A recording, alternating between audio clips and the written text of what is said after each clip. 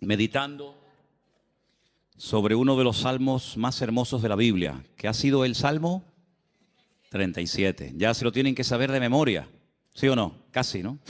Vamos a abrir la Biblia, por favor, por el Salmo 37. Aleluya, gracias al Señor. El jueves también meditamos un poquito acerca del Salmo y estuvimos viendo algunas cosas que vamos a poner ahora ahí en la pantalla. Pero el Salmo 37 es un acróstico. Cada 2 versículos empieza por una letra del alfabeto hebreo, empezando por la primera, la Aleph, terminando por la última, Tav. Cada 2 versículos, así empieza el Salmo. Es un salmo muy completo, 40 versículos. Habla de cosas prácticas. Nos dice el Señor en su palabra cosas que no debemos de hacer y cosas que sí debemos de hacer. No solamente el Salmo contiene prohibiciones, sino también mandamientos a decir, oye, que tienes que hacer esto y esto y esto y esto otro. El mensaje de hoy, aunque está basado en el Salmo 37, yo lo he titulado, y así después lo vais a poder encontrar en internet, los 10 mandamientos del Salmo 37. No son los 10 mandamientos de Éxodo 20, son los 10 mandamientos que vamos a ver en esta tarde del Salmo 37. Pero ahí en la pantalla podemos ver algunos temas que el Salmo 37 nos sugiere, que son muchos, por cierto. Tenemos, no, eso es lo de hoy, sería lo del jueves pasado, ¿vale? Eso es lo de hoy. Hay una listita de temas que nos sugiere el Salmo 37.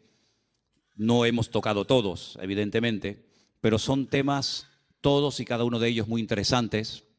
Nos habla de el bien, de la misericordia. Te los estoy dictando para que los vaya escribiendo, aunque están escritos, pasa que no los he encontrado, pero el que busca haya.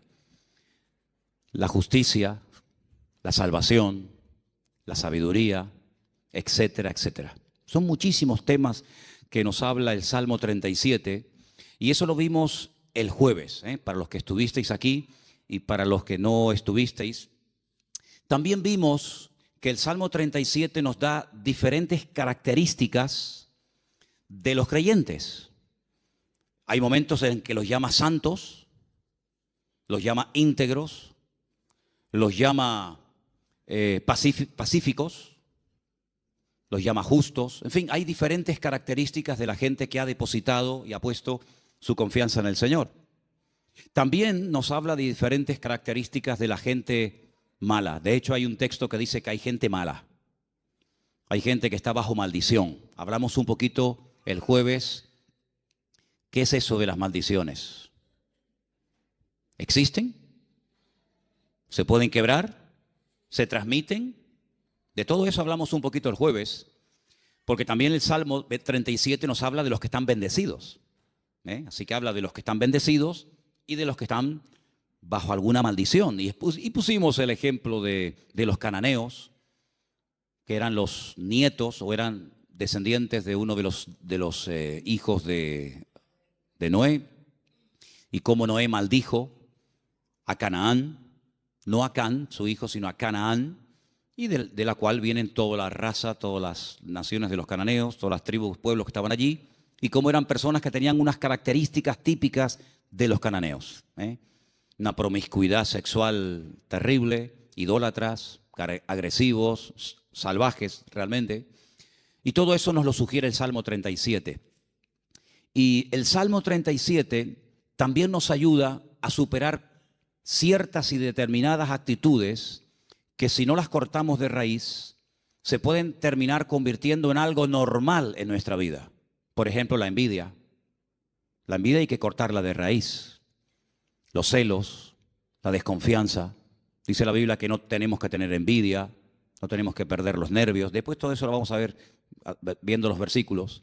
Pero el Salmo 37 es un salmo que también nos ayuda a reaccionar ante lo que nosotros podemos considerar una injusticia. Yo pienso que si yo en esta tarde preguntara, ¿cuántos de los que están aquí han sentido que en algún momento se han sentido injustamente tratados? pienso que a lo mejor todos levantaríamos la mano, ¿sí o no? A veces por un padre, por una madre, por un pastor, por un jefe en el puesto de trabajo.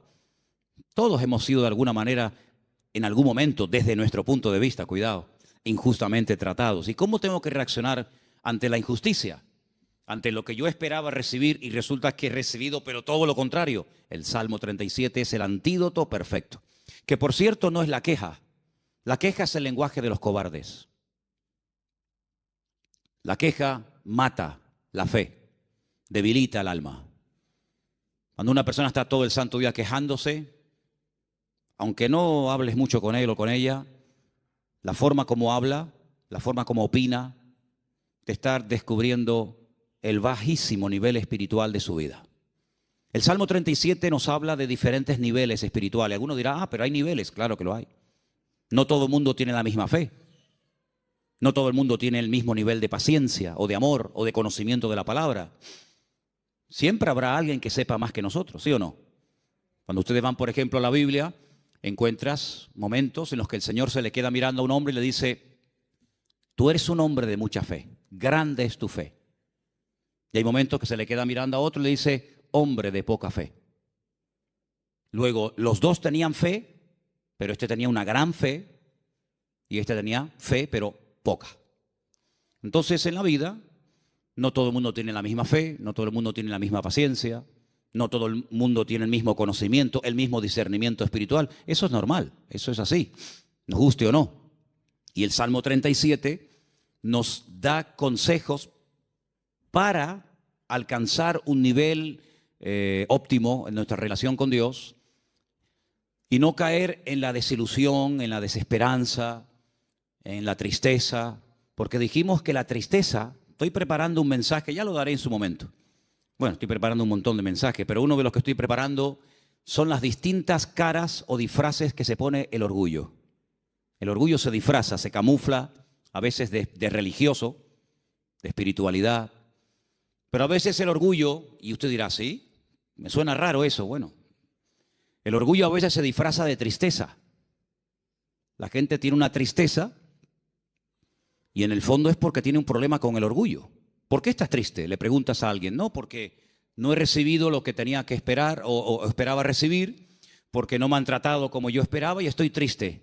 Y a veces es un orgullo camuflado, porque cuando nosotros pasamos por la vida por una circunstancia difícil, en la economía, un problema en el matrimonio o de la índole que sea, Dios te está tratando, ¿o no? Dios está tratando contigo. Y hay gente que no le gusta y se rebelan contra la forma como Dios le está tratando. Entonces, sin palabras, le estás diciendo a Dios, yo no merezco este trato, ¿eh? Parece que la tienes tomada conmigo. Es como yo le decía a mis padres, es que los profesores la tienen cogida conmigo. Todos, el de matemática, el de geografía, todos la tenían cogida conmigo. Y siempre la culpa la tiene, si no es el gobierno, es el pastor, si no es el marido, si no es la mujer, si no es Dios, si no es el diablo. Siempre alguien tiene la culpa, menos yo. Y el Salmo 37 es una radiografía de una realidad. La realidad presente. Dijimos el primer día, les recuerdo, que el pasado no existe. Amén. El pasado no existe, no podemos presentarlo, no podemos pesarlo, no podemos medirlo, no podemos tocarlo, no podemos verlo. Es algo abstracto. ¿Dónde está el pasado? Está aquí. Yo lo puedo recordar, hombre, no todo, pero el pasado lo tengo en la cabeza. Y hay personas que viven ancladas en el pasado. O bien porque el pasado fue pésimo y les marcó, o bien porque el pasado, según ellos creen, fue mejor que su presente.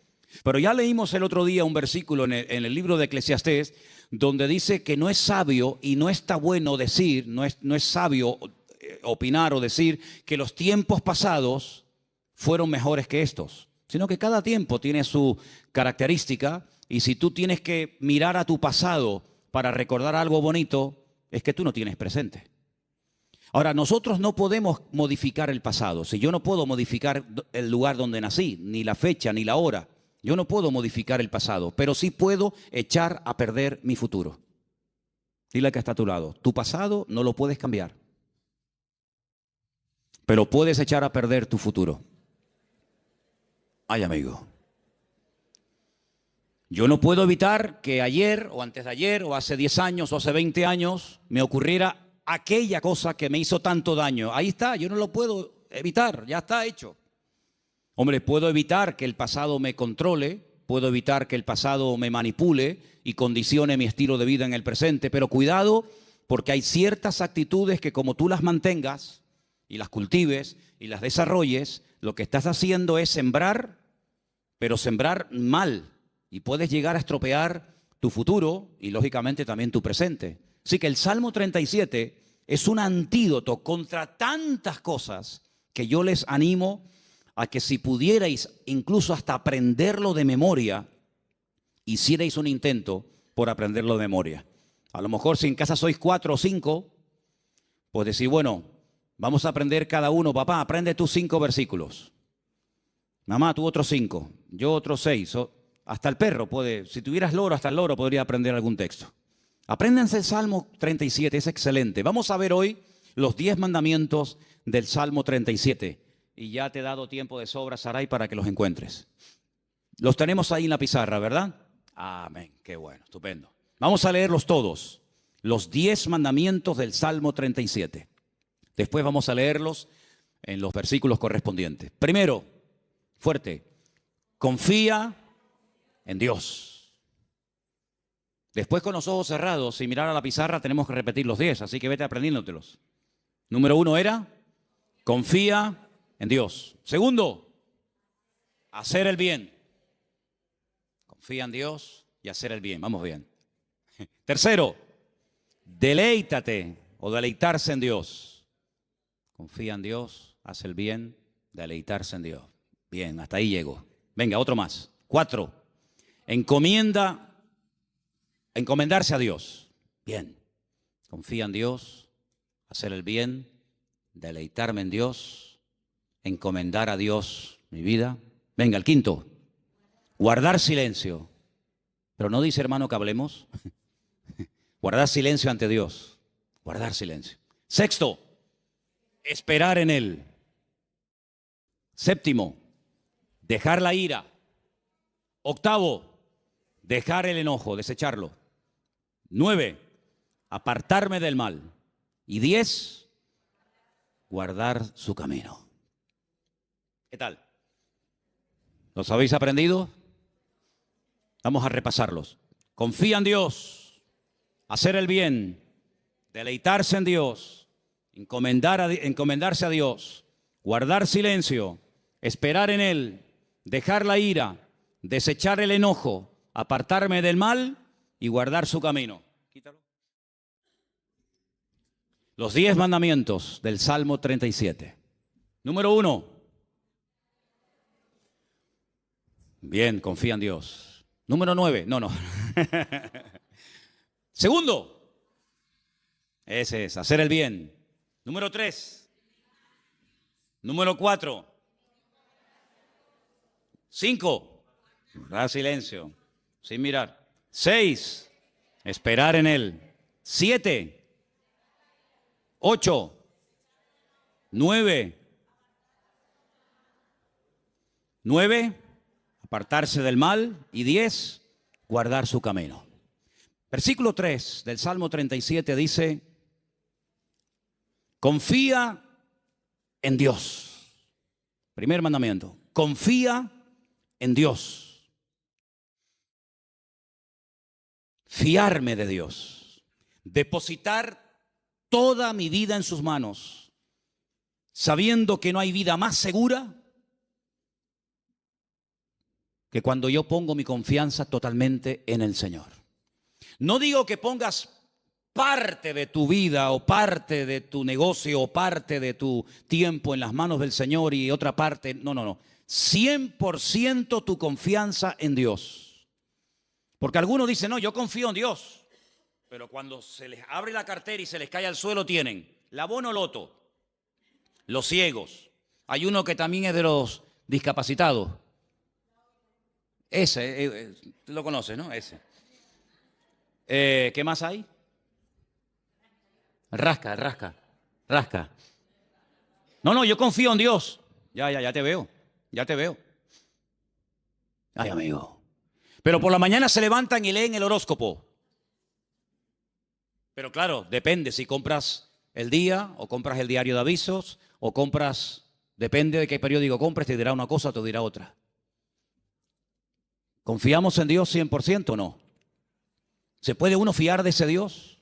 ¿Ha dado pruebas históricas a lo largo del tiempo que se puede uno fiar de Él? ¿Que no te va a fallar? Dice la Biblia, hay centenares de versículos, pero uno de ellos dice, aunque tu padre y tu madre te abandonen, yo nunca te abandonaré. Nunca, jamás. ¿Puede un padre y una madre abandonar a un hijo? Bueno, no será la primera ni la última, lamentablemente. Ha ocurrido. Pero Dios jamás te abandonará. Nunca. Nunca te abandonará. Tú a Él sí, puede ser, pero Él a ti jamás. Dice que nos agarra, nos toma de la mano derecha y nos dice, no temas, yo estoy contigo, yo te ayudo.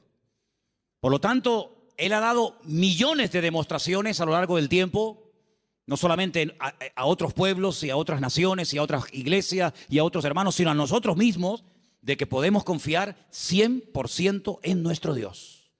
Y cuando mi vida está 100% en sus manos, el temor no tiene cabida. La inseguridad, la queja, la desconfianza. Porque yo me fío de que al haber depositado mi vida en sus manos, Él me va a pastorear, y Él me va a guiar y Él me va a ayudar en todo momento, lugar y circunstancia. Y si Él permite que yo pase por una situación, digamos, difícil, por una situación que me hace sufrir o llorar, por algo será, aunque no lo entienda. Pero yo he dicho muchas veces que el Señor no nos ha llamado a entenderlo siempre todo, pero a obedecer y a fiarnos de Dios siempre. ¿Cuántos dicen amén? Por lo tanto, el primer mandamiento es lo que va a marcar la diferencia entre una vida y otra. Una confianza total en Dios. Sé que mi Dios me va a cuidar, me va a proteger. Y hay un salmo que dice, y aún más allá de la muerte, el Señor me guiará. Porque mi vida ha sido comprada con su sangre. Y para Él soy su hijo. Y el Señor nunca, jamás abandonará a sus hijos. Pero en el mismo versículo 3, donde hemos leído, confía en el Señor, dice, haz el bien. Es decir, como dijimos el otro día, no estés de brazos cruzados, mantén una vida activa en el Señor. No, yo confío en Dios. Sí, pero tú ni oras, ni te congregas, ni lees la Biblia, ni estudias la palabra, ni te involucras. Sí, confías en Dios, pero es una vida light, es una vida sin compromiso. Es una vida donde, venga, hoy quiero orar, pues oro 3 horas. Mañana no quiero orar, pues no oro. No.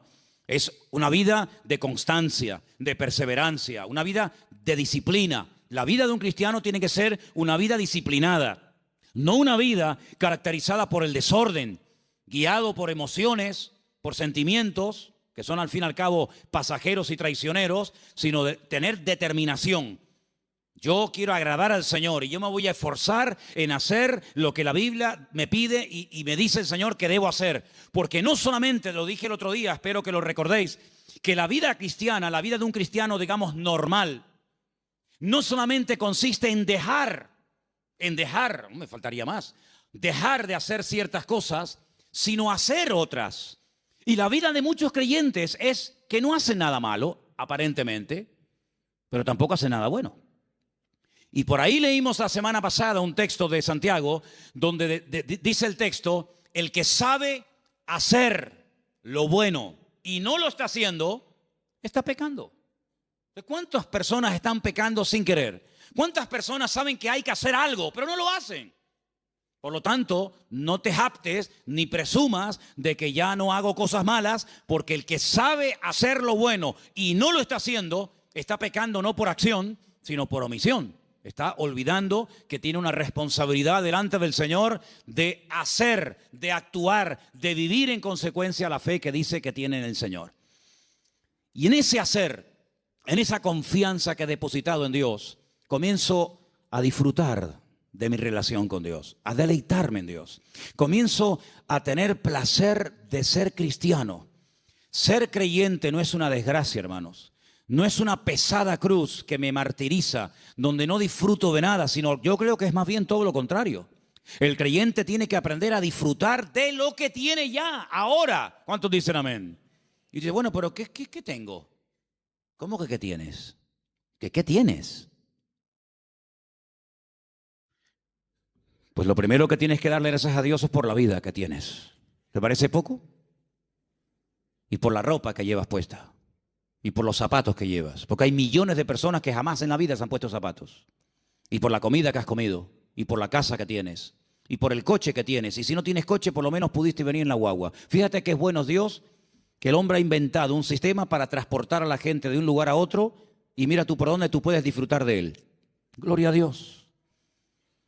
Tienes una iglesia donde poder congregarte. Si tienes hijos y vienen a la iglesia, ahora mismo están siendo atendidos por hermanas que se están perdiendo el culto para que tú estés aquí oyendo la palabra y los niños están siendo atendidos. Gloria a Dios por ello. Gracias al Señor por el lugar donde vivimos. No tenemos que vivir con miedo, con una inseguridad. Algunos que han venido de otras naciones, ¿qué les voy yo a decir a ustedes? Donde me dicen, no, que va allí. Donde yo a las 5 de la tarde todo el mundo como los topos bajo tierra. Todo cerrado, con rejas, con ventanas, con persianas. Uy, por la calle no puedes ir porque va todo el mundo armado y te quitan el reloj y te quitan esto. Aquí a mí nunca me han quitado nada y tengo 55 años, a mí nunca me han robado. A mí nunca me han robado. Cuidado, a ver si ahora me va a pasar que me roben, pero bueno, no pasa nada. Si me roban, ¿sabes por qué me han robado? Porque algo me sobra. Porque no se le puede robar al que no tiene nada. Luego, si te roban algo es porque tienes algo. Ya es un motivo para dar gracias a Dios.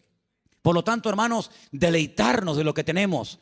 Hay gente que siempre tiene o la pena de lo que perdieron, que tenían y perdieron, o están soñando siempre en algo que quieren tener, que a lo mejor nunca lo tienen, y en vez de disfrutar de lo que tienen ahora, viven o en el pasado o en el futuro, en tierra de nadie.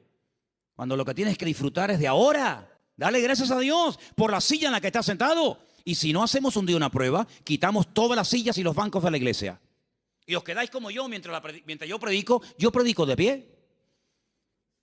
Y tenéis que estar todo el tiempo en la alabanza de pie, todo el culto de pie. Baños, los vamos a cerrar, no hay baños. Luz, cortamos la luz. Entonces vamos a comenzar a valorar que tenemos un local con luz, con aire acondicionado, con micrófono, con una silla. Gloria al Señor. No hay millones de motivos para darle gracias al Señor, hermanos. Hay cambios y hay milagros que solamente vendrán a nuestras vidas cuando comencemos a dar gracias al Señor por lo que tenemos. ¿Para qué quieres más? ¿Para qué quieres más? Si con lo poco que tienes, según tú, te quejas, si tienes más, te vas a quejar más. Entonces Dios a veces a alguna gente no le da más porque entonces estarían quejándose más tiempo todavía. Dice la Biblia que un día los discípulos llegaron al Señor y le dijeron, Señor, la gente tiene hambre, viven lejos, el lugar en el que estamos es desierto, no hay comida y ni siquiera tenemos dinero para dar de comer a semejante multitud. Diles que se vayan. Y el Señor le dice, ¿y por qué? Darles vosotros de comer, aprender a enfrentar nuevos desafíos. ¿Saben, hermanos? Una congregación, un creyente que no tiene desafíos delante es un creyente que termina con el paso del tiempo estancándose. ¿Por qué les he comentado ahora de hacer una tronja, de ampliar el salón, de poner arriba un balcón, de hacer más? Pues tenemos que tener desafíos delante de nosotros. Si no nos acomodamos, nos hacemos señoritos. Bueno, estamos bien como estamos. Como decía la antigua canción, somos un pequeño pueblo muy feliz. No, hay que esforzarnos y hay que trabajar y hay que sudar. Y cuando yo empiece a notar, yo les hablo de Manolo Sierra, cuando yo empiece a notar que me estoy acomodando, digo, hermano, mi tiempo aquí se terminó. Yo no quiero estar más aquí. Yo me tengo que ir a un sitio de pionero a empezar de cero. Hermanos, no podemos darle lugar a la rutina en nuestra vida, a la monotonía. Tienen que haber desafíos. Hay congregaciones que viven de las glorias del pasado, iglesias que ya lo tienen todo. Y te das cuenta que les hace falta todavía tantas cosas, como le dice la Odisea. Nos hemos enriquecido, no nos hace falta de nada. Y el Señor estaba en la puerta de la iglesia llamando. Dice, si alguno oye mi voz, entraré a él, cenaré con él y él conmigo. Habían perdido lo más grandioso y hermoso que puede tener una congregación, que es la presencia del Señor. La habían perdido y ni siquiera se habían dado cuenta. ¿Cuántas cosas hay por ahí así que nos dejan con la boca abierta? Por lo tanto, hermano, vamos a deleitarnos en el Señor. Vamos a disfrutar de la vida. ¿No dice la Biblia, deleítate con la mujer de tu juventud? ¿No dice eso la Biblia? En la mía sí. Algunos me vienen diciendo, pero eso dice la Biblia. Uy, más todavía.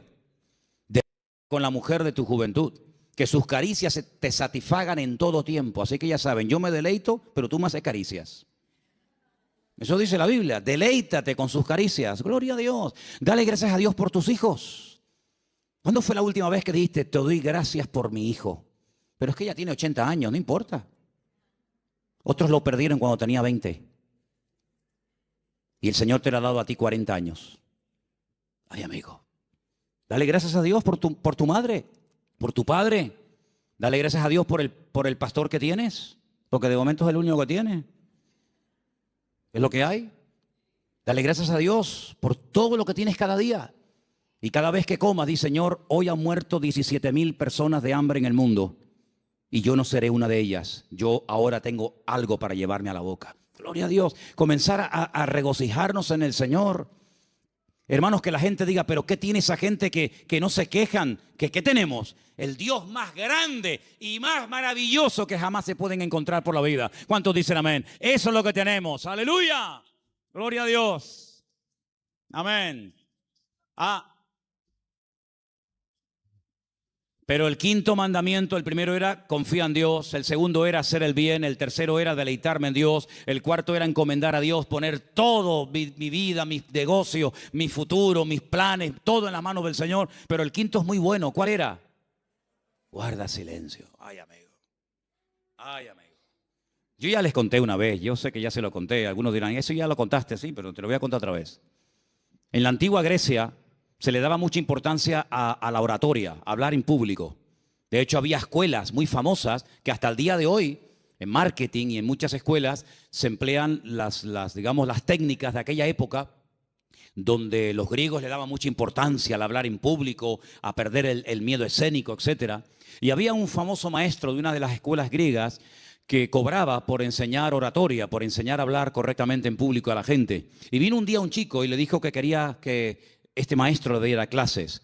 Y el maestro le dijo, a ti te voy a cobrar el doble de lo que le cobra a todos los demás alumnos. Y este dijo, ¿a mí el doble? ¿Por qué? Dice, porque contigo voy a tener el doble de trabajo. Contigo voy a perder mucho tiempo primeramente a enseñarte a que te calles. Y cuando aprendas a guardar silencio, es cuando por fin podré comenzar a enseñarte a hablar. Pero quieres comenzar a hablar, y para comenzar a hablar hay que aprender a estar en silencio. ¿Saben que el silencio es algo que se utilizó durante mucho tiempo en algunos lugares como tortura? Poner a una persona en un lugar donde no oía ningún tipo de ruido. Y en algunos casos la gente se terminaba volviendo loca. Pero muchas de las grandes cosas que Dios ha revelado a lo largo de la historia, grandes hombres de Dios, lo ha hecho en la calma, en el silencio. Hay un pasaje muy interesante donde un profeta llamado Elías, un gran hombre de Dios, estaba pasando un momento muy difícil en su vida. Se sentía solo, incomprendido, le pidió a Dios que le quitara la vida. En fin, todo lo que ustedes saben. Y hay un momento en el que él sale de la cueva y dice que se produce un terremoto tremendo en la puerta de la cueva, y él ve que ese terremoto es tan tremendo, tan destructivo, que las rocas se partían. Y había un viento huracanado tremendo y todos los árboles caían. Pero dice, pero Dios no estaba en todo aquello. Él estaba acostumbrado a moverse en el barullo, en el ruido, en el follón, en lo espectacular. Y dice que al final de todo sopló un silbo, un viento suave, una cosa muy suave, muy delicada. Y dice, y el Señor estaba en aquel silbo apacible. Hay creyentes que están todo el día hablando y hablando y hablando y hablando, y muy pocas veces oyen o tienen tiempo para oír la voz de Dios. Búscate un lugar tranquilo, donde tú puedas estar tranquilo, sin televisión, sin internet, sin niños, sin el perro, sin el gato, sin fulano y mengano, donde puedas estar tranquilo, tranquila, pensando en lo que está pasando en tu vida, aprendiendo a interpretar las circunstancias que te rodean. Si algo bueno tiene el silencio, es que tiene una parte terapéutica, ayuda al hombre a meditar y a reflexionar. ¿Qué estoy haciendo con mi vida? Me he plantado ya con una edad en la vida. ¿Qué le está pasando a mi hijo, que lo veo últimamente muy callado o muy hablador o muy atontado o muy espabilado? ¿Qué está pasando en el ambiente? Y es en esos momentos de calma, de quietud, de silencio ante la presencia del Señor, donde el Señor te puede revelar y te puede mostrar cosas que en el barullo, en el follón y en el ruido no se captan.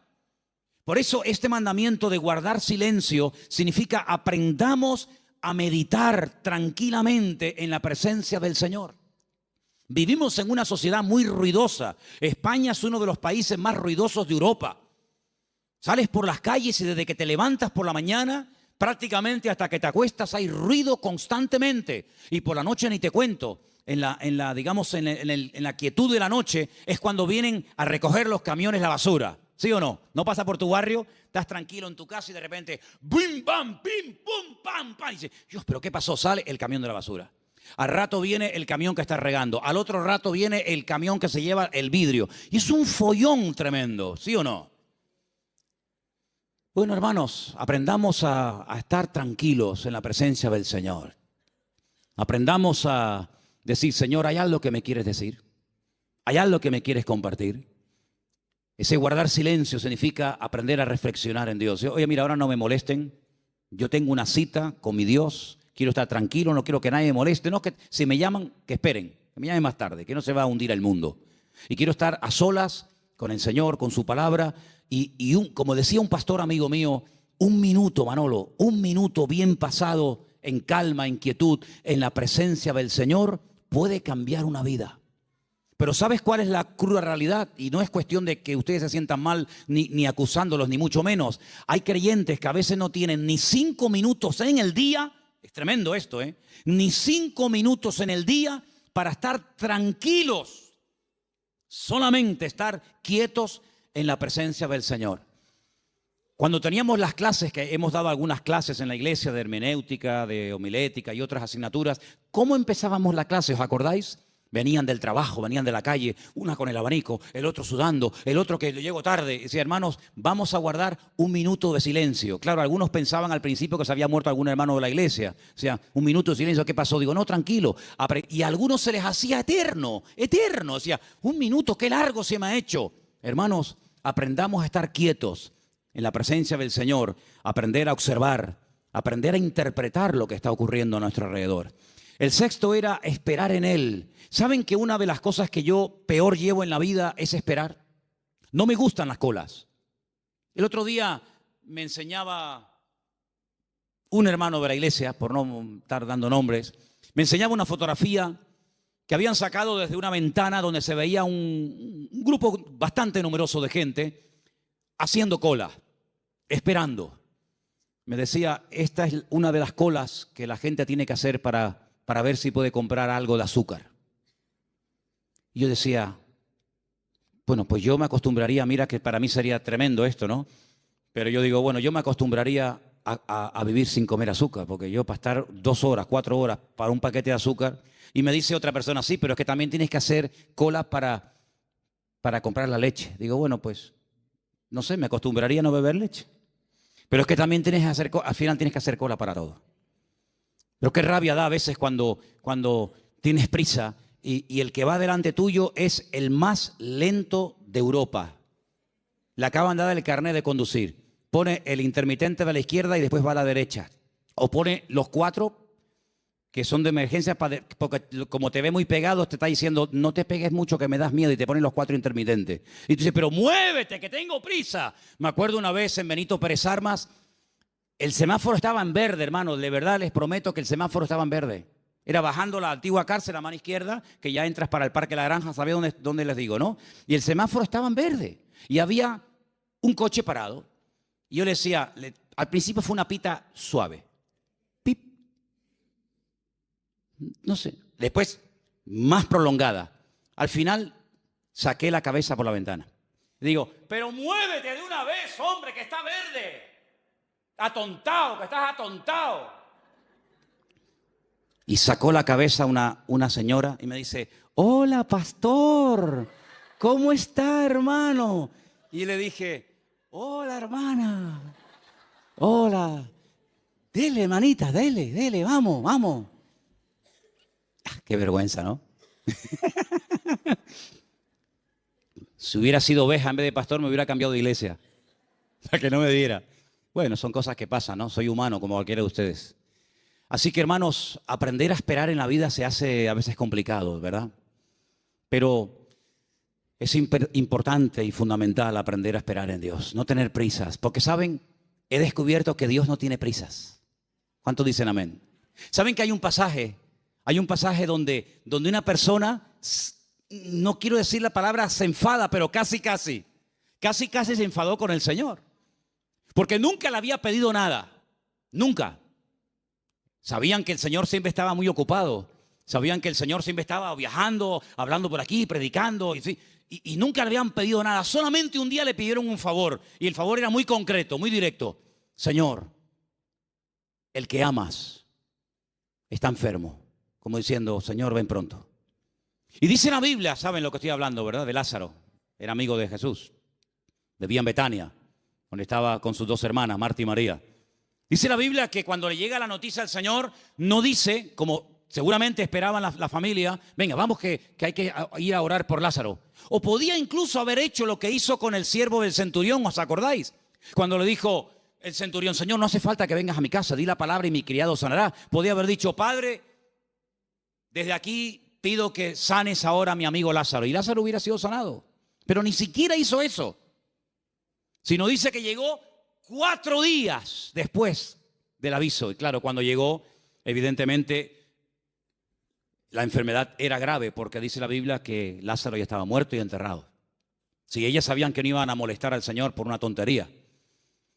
Cuando llegó, sale una hermana, se lo encuentra en el camino y le dice estas palabras que ustedes saben perfectamente.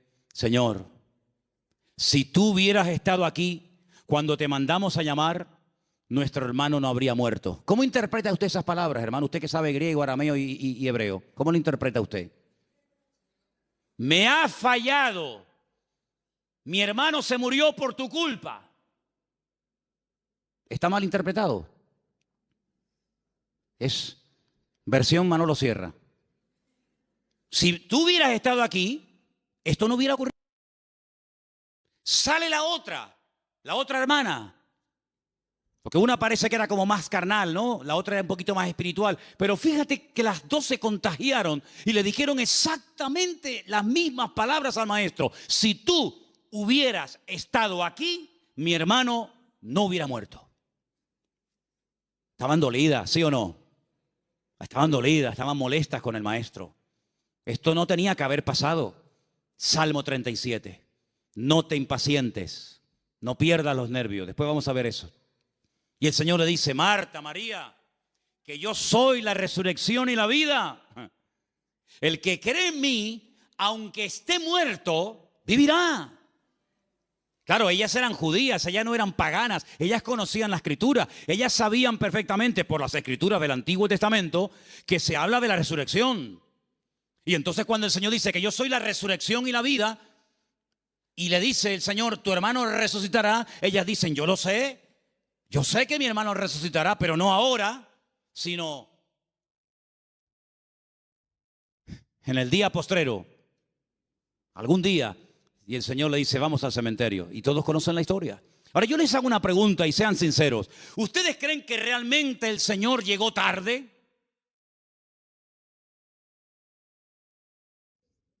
El Señor nunca llega tarde a ninguna casa, a ninguna familia. El Señor siempre llega cuando tiene que llegar. Siempre. Es que si esto hubiera ocurrido media hora antes, sí, pero ocurrió así. El Señor lo quiso así. Y ya está. El Señor llegó cuando, humanamente hablando, según ustedes, ya no hay nada que hacer. Y hay situaciones, escucha bien esto, hermano, porque cuanto antes lo aprendan, algunos, unos más que otros, mejor. Hay situaciones que Dios permite, escucha bien, que Dios permite que lleguen hasta el final. Cuando ya humanamente hablando no hay ninguna posibilidad de cambio. Y el Señor lo permite. Hay otras que no. Hay otras que dicen, no, vamos a hacer esto ahora. Pero hay otras que dicen, tranquilo. Lo va a hacer, pero no ahora. No cuando tú quieras, sino cuando yo quiera y como yo quiera. Y cuando llega al cementerio, hace uno de los milagros más espectaculares que el Señor hizo a lo largo de su ministerio. levantar a un muerto que hacía 4 días que estaba enterrado. Eso no lo había hecho nunca. Había resucitado personas que estaban aún calientes. ¿Se acuerdan? La hija de Jairo. Cuando llegó, dice, acaba de morir. Luego, si la tocabas, la niña estaba caliente, acababa de morir, pero estaba muerta. Pero el Señor la resucitó. Había otros casos donde dice la Biblia que lo llevaban en la caja para enterrarlo y bueno, los judíos entierran a la gente el mismo día que muere. Por lo tanto, no hacía ni 24 horas que había muerto. Pero nunca el Señor había llegado tan lejos. Nunca el Señor había hecho un milagro de una resurrección después de 4 días. Si ustedes van a Israel, si ustedes han ido a Jerusalén alguna vez conmigo, ustedes van a ver que en todos los cementerios judíos hay una abertura, como una ventana, que es por donde se cree que al tercer día se va el alma. Y ya es como demasiado tarde, ya no hay escapatoria. A los 3 días, a las 72 horas, se va el alma y ya se fue. ¿Cuándo llegó el Señor? Al 4.º día. Cuando ya no había ninguna posibilidad, según la tradición, según la medicina, de levantar a un muerto, es cuando llegó el Señor. No podía el Señor haber llegado el primer día antes de que muriera así, pero hubiera sido una sanidad más de tantas. Pero el Señor quería hacer algo especial, porque amaba tanto a Lázaro, que si hubiera llegado a la media hora o a los 10 minutos de haber recibido el llamado, hubiera sido una sanidad. Y Lázaro podía haber dicho, el Señor me sanó cuando yo estuve enfermo. Pero yo te amo tanto, Lázaro, que no te voy a sanar. Te voy a resucitar. Y eres la única persona en toda la historia de la humanidad que yo resucité al 4.º día. Entonces no te das cuenta, hermano y hermana, que a veces hay situaciones como que tú dices, pero ¿dónde va a terminar todo esto? ¿Pero hasta cuándo va a llegar esto? Es por el amor tan grande que Dios te tiene, para que no sea una cosita más que puede pasar desapercibida, o que incluso algún incrédulo diga, bueno, sería casualidad. No, va a llegar al límite, al extremo, cuando ya no hay ninguna posibilidad de cambio, de mejoría o de perfeccionamiento, cuando el Señor va a llegar y va a decir, ahora, para que la gente diga, esto era para la gloria del Señor. ¿Cuántos dicen amén? ¡Aleluya! Así que tranquilo, no te precipites. Amén. Hay 4 prohibiciones antes de seguir con la lista de los mandamientos. Hay 4 prohibiciones, las voy a leer rápidamente. 4 cosas que el Salmo dice que no tenemos que hacer. Yo las voy a leer y tú te vas a preguntar a ti mismo si la estás haciendo. La primera está en el versículo 1. Salmo 37:1. No te impacientes a causa de los malignos. No te impacientes. No pierdas la paz. Tranquilo, relájate. Dile a que está a tu lado, relájate. Tranquilo, no te impacientes. No pierdas la paciencia. Número 2, en el mismo texto, ni tengas envidia de los que hacen iniquidad. Así que ni impacientarme, ni tener envidia. Jamás. Ni una cosa ni otra. Versículo 7. No alterarme. Guarda silencio ante el Señor, espera en Él. No te alteres con motivo del que prospera en su camino por el hombre que hace maldades. No te alteres. Tranquilo, relájate. Cuenta hasta 10. Versículo 8. Deja la ira, desecha el enojo, no te excites en manera alguna a hacer lo malo. Estas son las 4 prohibiciones, las 4 cosas que el Salmo 37 prohíbe hacer a un creyente. No perder la paciencia, no tener envidia, no alterarme y no hacer lo indebido, es decir, lo malo. ¿Qué te parece? Y en esta actitud, en esta riqueza del Salmo 37 me dice, deja la ira y desecha el enojo. Es decir, si te enfadas, vas a comenzar a hacer y a decir tonterías. Cuando una persona está enfadada, ¿tú le has oído las tonterías que dice? Incluso hasta orando, dice tonterías. Ya no aguanto más.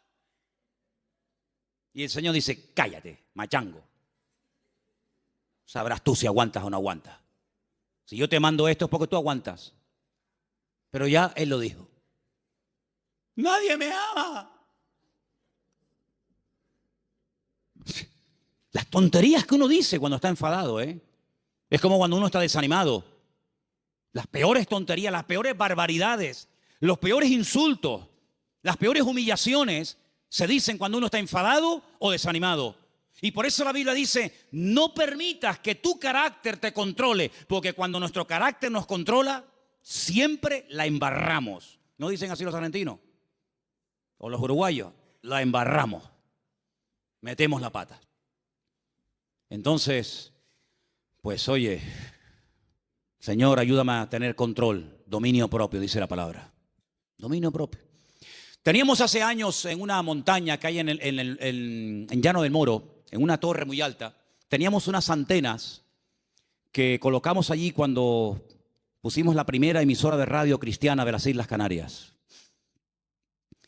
Y había un hombre que todas las mañanas subía a ese monte y pegaba un grito, pero un grito que se oía en todo el valle, se montaba en el coche y yo creo que se iba a trabajar.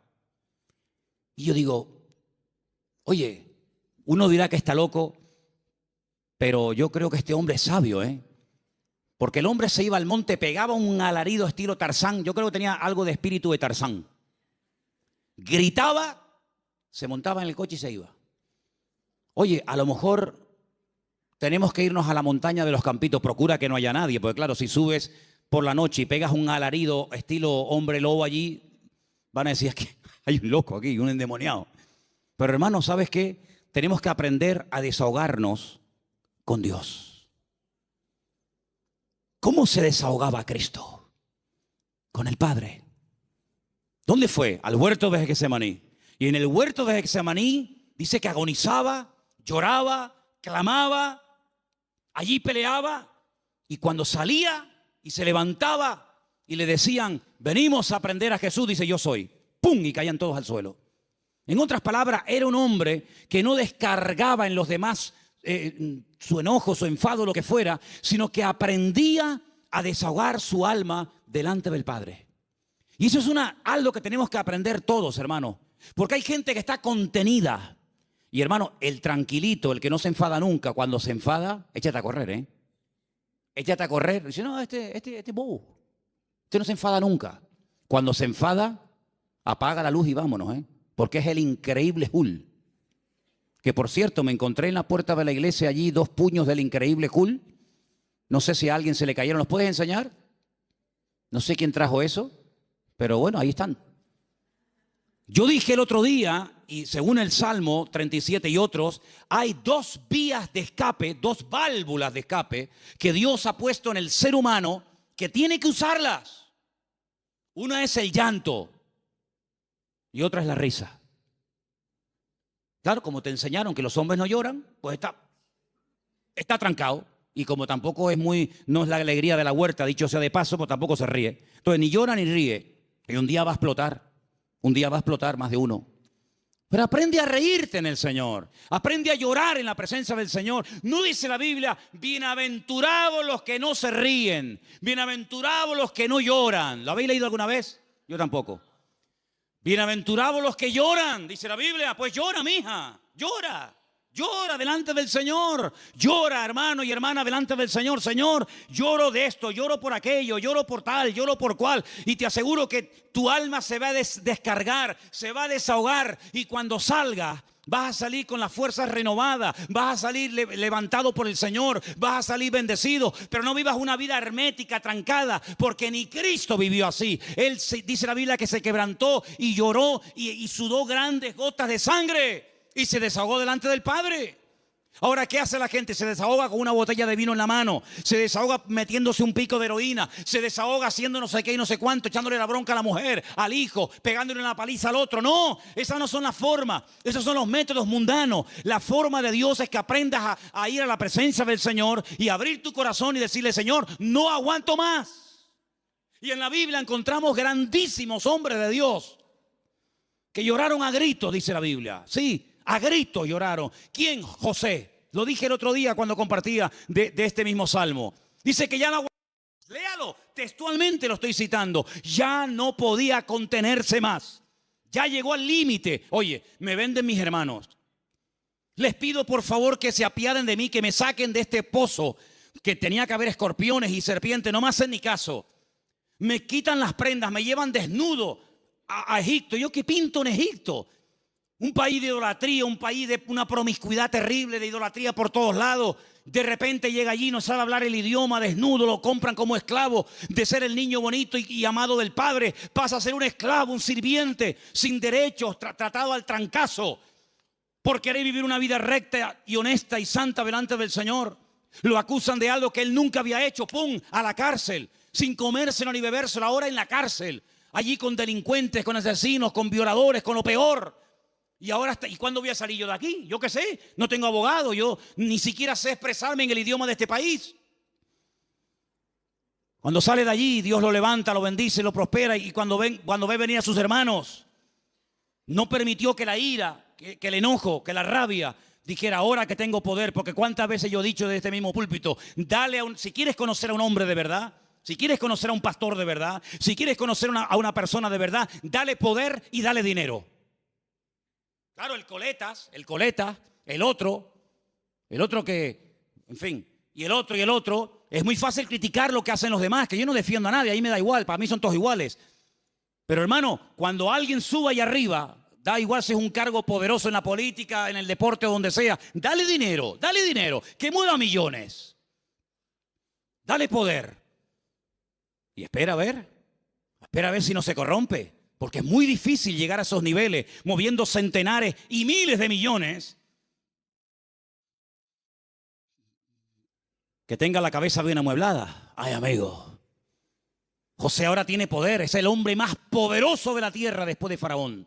No se mueve ni una hoja sin su permiso.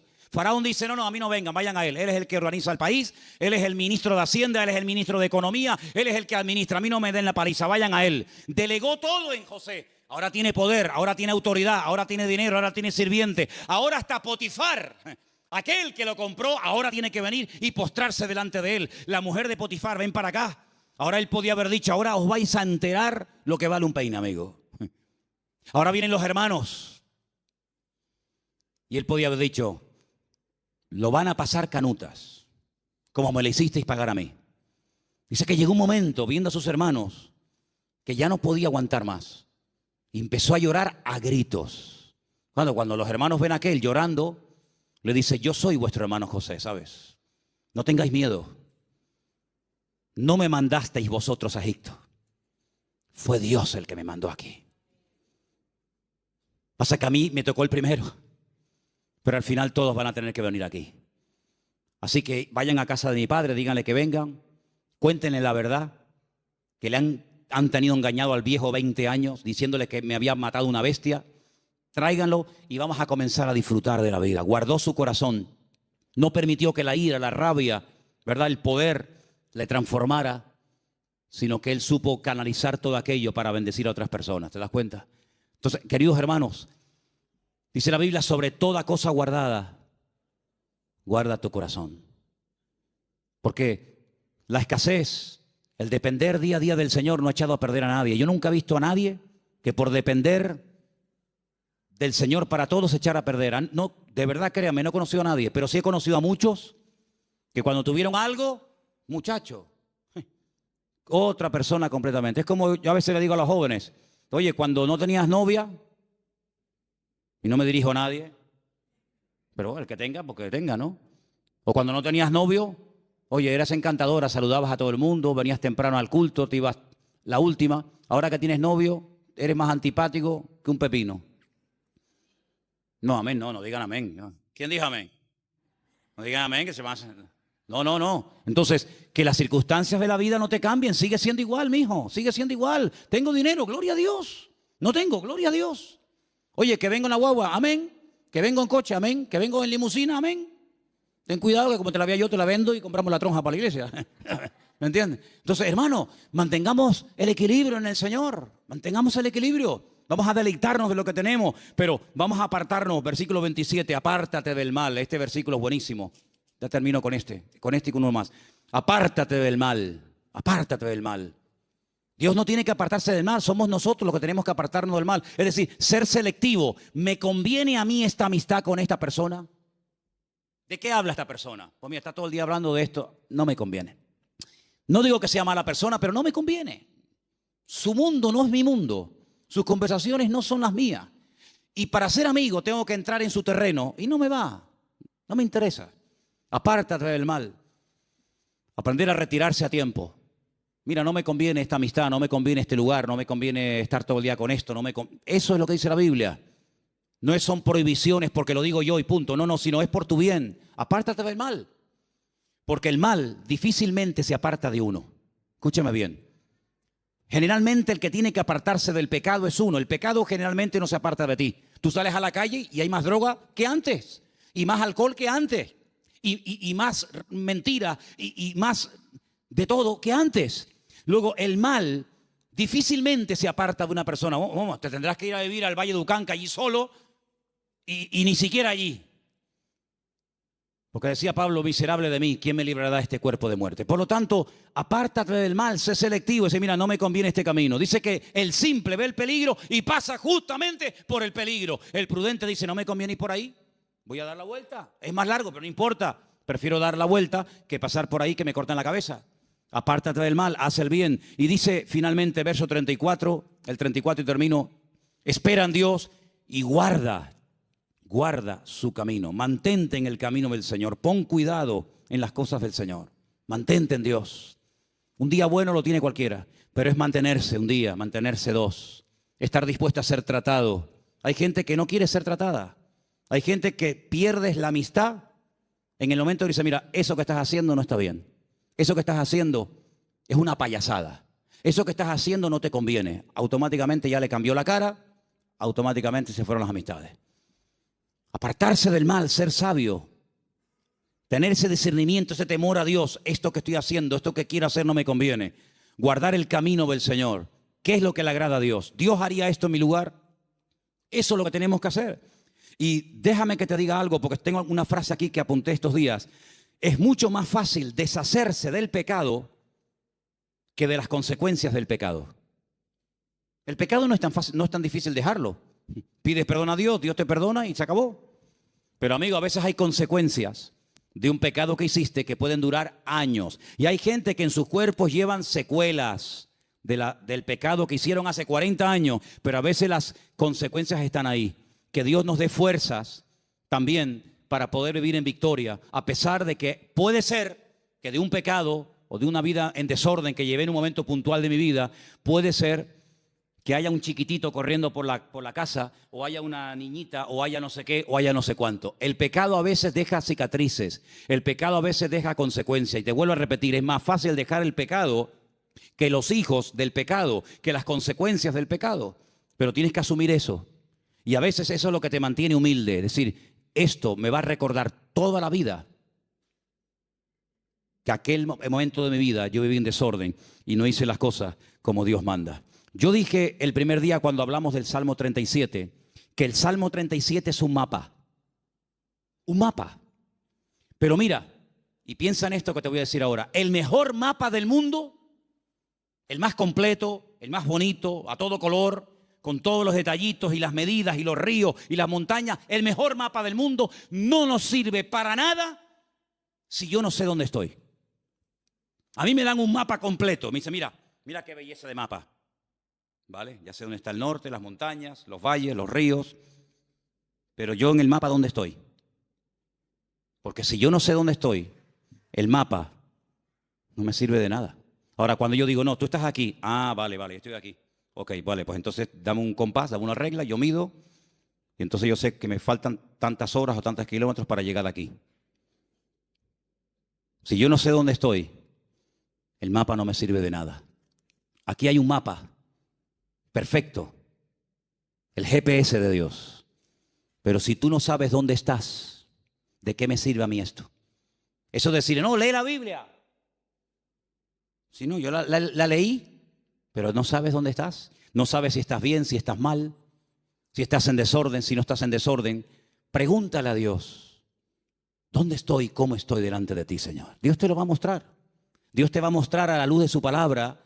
Y guardando silencio y esperando a Dios, te va a mostrar, mira, tú estás en este punto de tu vida. Tú has llegado a un punto en tu vida en el que te has estancado. Esa es tu realidad. Entonces, en base a esa realidad, yo trabajo. Si tú no sabes dónde estás ahora mismo, si tú no sabes cómo estás delante de Dios, vienes al culto y el culto es como una especie de placebo, ¿no? El culto es una especie de cuando me duele la cabeza, me tomo una pastilla, se me fue el dolor de cabeza, pero espérate, a lo mejor tienes algo más y tú te conformas con una pastilla. Y hay cosas en la vida que se solucionan con una pastilla, pero hay otras cosas que se solucionan con una operación. Entonces, ¿en qué punto de tu relación con el Señor tú te encuentras? ¿Tú qué necesitas?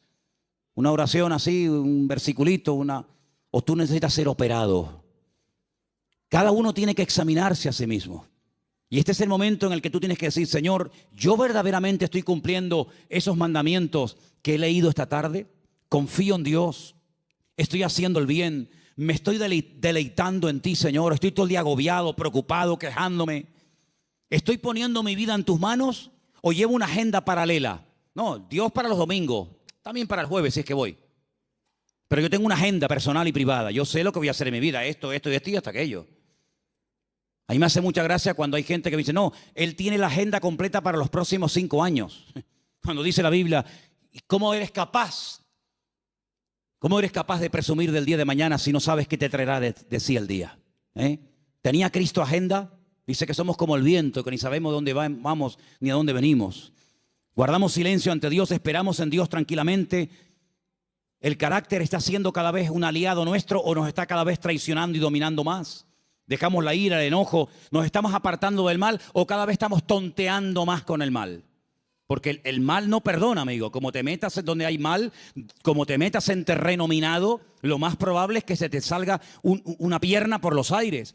Hay una parte en Israel donde yo llevo a la gente que es la frontera más cercana a Jordania, que antiguamente era territorio jordano. En el 67 Israel peleó con Jordania, triplicó las fronteras y llegó hasta la misma ribera, hasta la misma orilla del río Jordán. Y es algo muy estrecho, mucho más estrecho que esta iglesia. Ves al soldado jordano allí sentado haciendo guardia y ves al israelita aquí y el río medio. Es una frontera muy, muy estrecha. Allí se ha convertido en un lugar típico para hacer bautismos. Ahora Dios mediante tendremos bautismo en noviembre allí, si Dios quiere. Pero ¿sabes qué, hermano? Cuando llegamos a ese lugar con la furgoneta, tenemos que aparcar donde ellos nos dicen que tenemos que aparcar.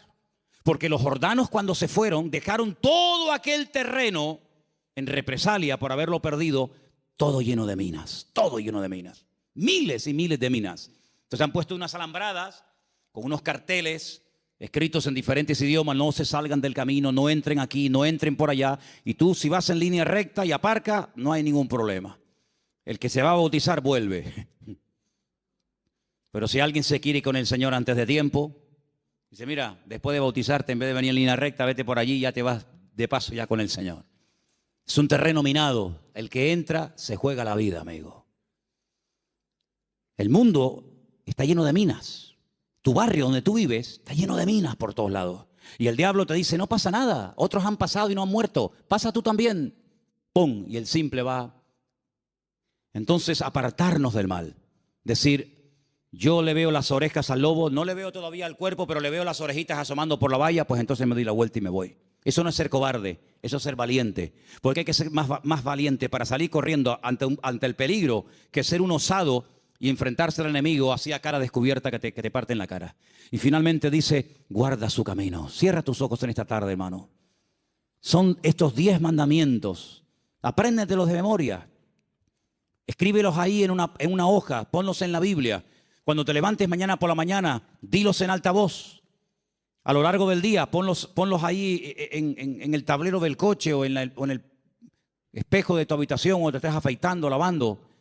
Ponlos en la mesilla de noche cuando te acuestes. Confía en Dios, hacer el bien, deleitarme en Dios, encomendar a Dios el camino, guardar silencio ante Él, esperar en Dios, dejar la ira, desechar el enojo, apartarme del mal, guardar su camino. Mañana otra vez, pasado otra vez. Y estas verdades van penetrando en tu vida.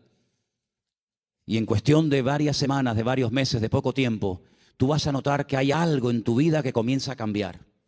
Comienza a cambiar. Ahí tienes 10 consejos prácticos, 10 mandamientos de la palabra para vivir una vida victoriosa en Dios.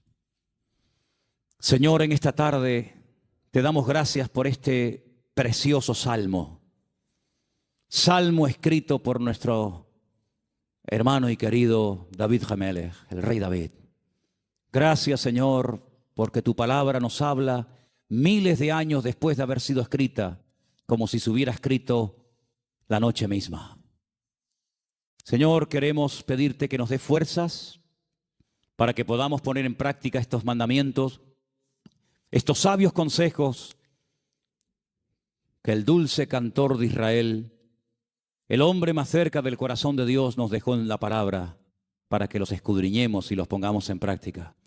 ¿Cómo sabía él que hay que apartarse del mal cuando hay tiempo de hacerlo?